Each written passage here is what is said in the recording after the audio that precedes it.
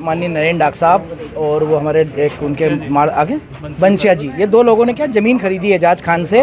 तो उन्होंने क्या करा है कि वो उनके पारिवारिक संबंध हो के कारण उन्होंने बोला यार चेक अभी नहीं है, मैं इंदौर रख दिया है, तो आप मुझे आरटीजीएस के माध्यम से पैसे दे दो। तो उन्होंने आरटीजीएस कर दिया। और ये क्या है, बेचारे जीवन में पहली बार 60-62 साल की इनकी उम्र हो गई है, इन्होंने क्या है कि पहली बार ज़मीन खरीदी और इनने आरटीजीएस कर दिया, चेक उनके पड़े रह गए। अब वो वापस वो कोर्ट में जाके केस लगाया।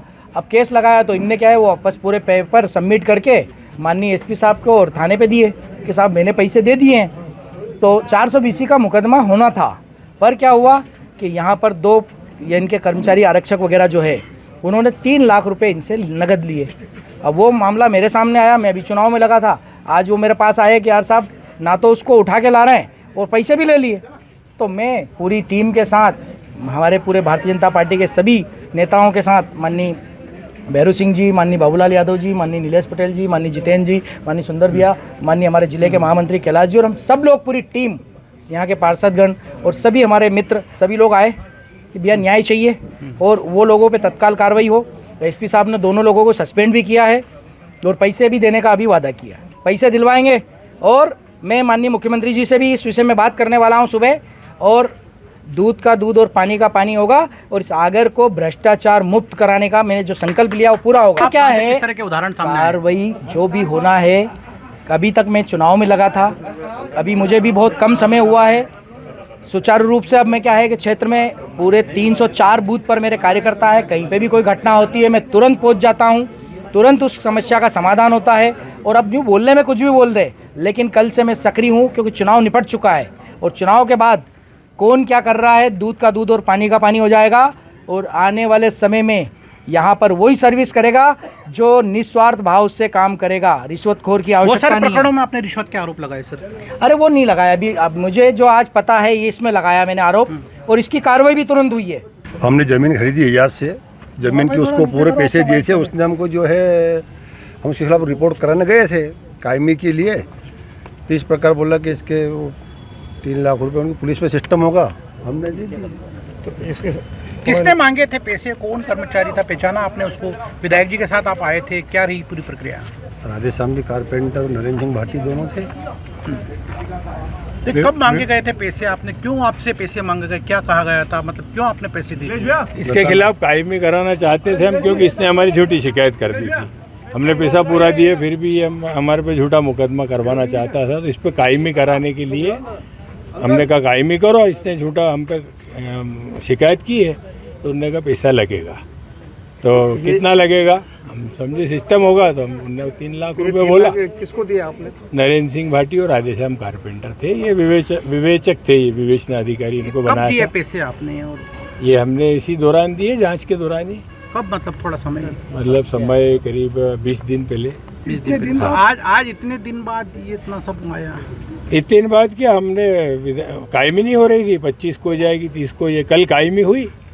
कल कायमी होने के बाद फिर हमने बताया विधायक जी को कि भाई हमसे पैसे लिए गए। विधायक जी ने फ़ोन लगाया था टीआई साहब को, और उसके बाद भी पैसे लिए, तो विधायक जी ने कहा कि भाई तुम मेरे कहने के बाद पैसे लिए तो चलो, आपको बोलना पड़ेगा। जिस काम के लिए आपने पैसे दिया था वो काम हो गया था आपका? हाँ, उसके बाद फिर आपके कहने से हुआ था? भाई विधायक जी ने फ़ोन लगाया था टीआई साहब को कि ये लोग मेरे लोग आ रहे हैं, तो इनकी सुनना आप। अच्छा, विवाद क्या था आप लोग? विवाद ये था कि हमने ज़मीन खरीदी थी उससे एजाज से जलाराम में जुलाई में, 10 जुलाई 2023 को। उसको हमने 52 लाख पहले दे दिए, 12 तारीख को उसने रजिस्ट्री कराई। जो चेक हमने लगाए थे रजिस्ट्री में, तो चेक उसने कहा कि बोले ये चेक के पैसे आप मुझे नकद दे दो, चेक मैं आपको लौटा देता हूँ, क्योंकि मुझे दुबई जाना, कहीं बाहर रहता हो। तो हमने विश्वास में रखे कि आप गुरुजी मेरे को पढ़ाया, आपकी रजिस्ट्री हो गई है और पैसा आप रजिस्ट्री मैंने कर ही दी, अब कोई टेंशन है ही नहीं। तो हमने फिर उनको 26.5 लाख और 3.5 लाख उसके खाते में आरटीजीएस किए थे, इमरान के सामने दिए। और जो मध्यस्थ था गवाह, जो दलाल जिसको अपनी भाषा में कहते हैं, उसके माध्यम से पैसे हमने पूरे दिए उसको। उसके बाद भी उसने हमारी झूठी शिकायत की थी। इस सिलसिले में क्या शिकायत की थी आपने? उसने शिकायत ये की कि मेरे 75,35,000 रुपये लेना, और वकील से भी हमको नोटिस भेजा उसने, पुलिस का नोटिस आया। हम घबराए, कभी आए नहीं, हम गए, जवाब दिए हमने। फिर बैंक के स्टेटमेंट जहाँ से पैसा लाया, उधार लाए, उनसे स्टेटमेंट ला के दी, उनके बयान करवाए थाने पे सारी। 1 करोड़ 1,85,000 में हमारा सौदा हुआ था, पूरा पैसे का हिसाब हमने पुलिस को दिया, तब जाके उसके खिलाफ कायमी हुई। तो फिर पुलिस ने किस बात के पैसे लिए? कायमी करना थी नहीं उसके खिलाफ, कायमी आज क्या हुआ? पटाक्षेप क्या है?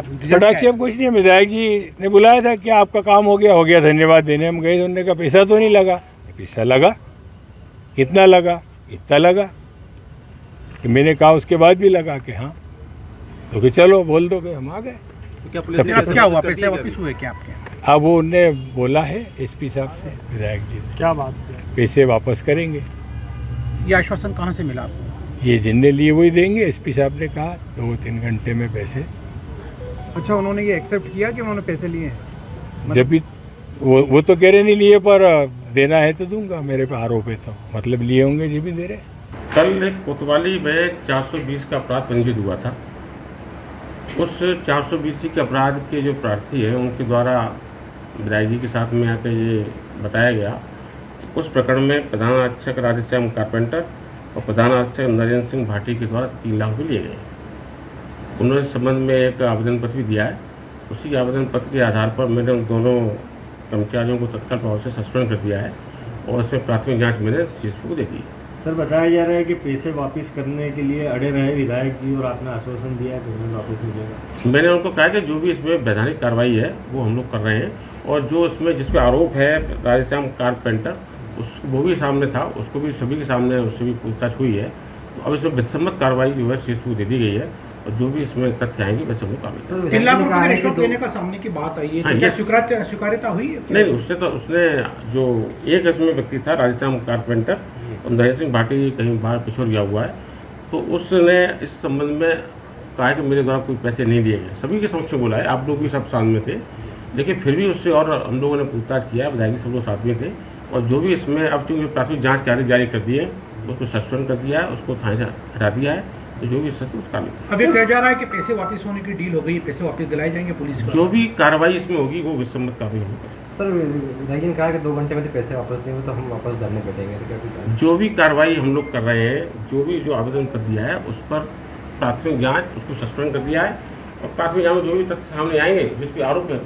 सर, आरोप लगते ही सस्पेंड करना और उसके पहले जांच कराना उचित नहीं समझा सर? जांच नहीं, अगर चूंकि जब आरोप गंभीर हो, तो गंभीर आरोप होने पर क्या होता है कि उसको उस पद पर जहाँ पर वो रह रहा है, यहाँ पर वो पोस्ट कर रहा है, तो उसको तत्काल प्रभाव से लाइन टच कर दिया जाता है, उसको उन कर्तव्यों से हम लोग उसको हटा देते हैं।